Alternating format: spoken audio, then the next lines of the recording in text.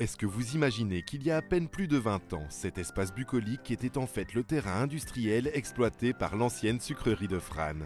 Et oui, à l'époque, une fois arrachées du champ, les betteraves étaient transportées au lavoir avant d'être découpées pour en extraire du sucre. Une opération qui nécessitait énormément d'eau. Toute cette eau sale était stockée ici, dans des bassins de décantation. Une fois propre, l'eau était réutilisée par la sucrerie. Avec l'arrêt de la sucrerie, le site est devenu une magnifique réserve naturelle et la métamorphose continue. À terme, la volonté de la commune est d'en faire un véritable parc vert et durable. L'équipe du Zoom vous explique. Depuis qu'ils ont été réaménagés, les bassins de Frasnes sont un petit paradis pour plus de 150 espèces d'oiseaux. Sur les 20 hectares qu'ils recouvrent, 15 d'entre eux sont désormais une réserve naturelle. Les 15 hectares qu'on a placés en réserve naturelle, on les a placés en réserve naturelle domaniale. Donc ça, c'est le statut le plus fort qu'on peut mettre sur un site en région wallonne. Et donc réserve naturelle domaniale, ça veut dire qu'en gros, il y a un comité de gestion qui va tout de suite se mettre en place avec un certain nombre de parties prenantes, dont la région wallonne. Et l'idée, c'est qu'en fait, on ait le moins d'actions possible sur la partie réserve naturelle. On va plutôt la laisser vivre sa vie, peut-être agir si vraiment il y a des soucis, mais plutôt on la laisse vivre sa vie et on voit ce qui se passe. Et globalement, ce qu'on voit, c'est que ça se passe plutôt bien et chaque année, on a de plus en plus d'espèces, notamment d'oiseaux, qui s'installent. Le futur aménagement est 100% écologique. Tout a été pensé pour limiter au maximum l'impact sur la biodiversité et les espèces qui séjournent dans la réserve naturelle.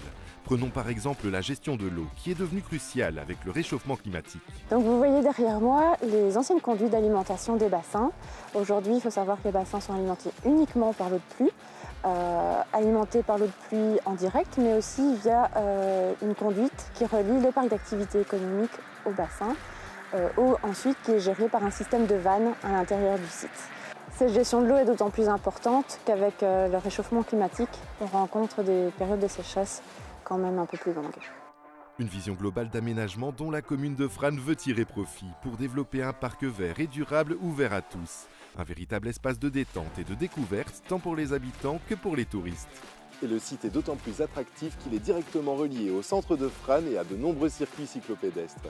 Le défi est donc de l'aménager de manière à permettre aux visiteurs d'en profiter tout en respectant le milieu naturel.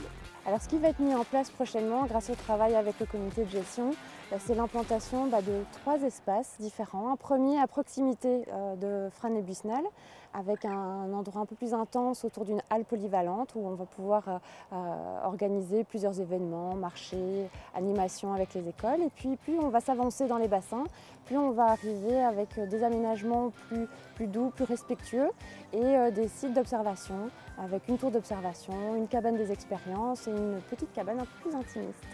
Réaménager les bassins de Frasnes, c'est d'abord maintenir et protéger des paysages, des espaces naturels et une faune exceptionnelle. Mais c'est aussi transformer un ancien site industriel en un parc d'écotourisme durable qui offrira à tous une expérience unique en son genre.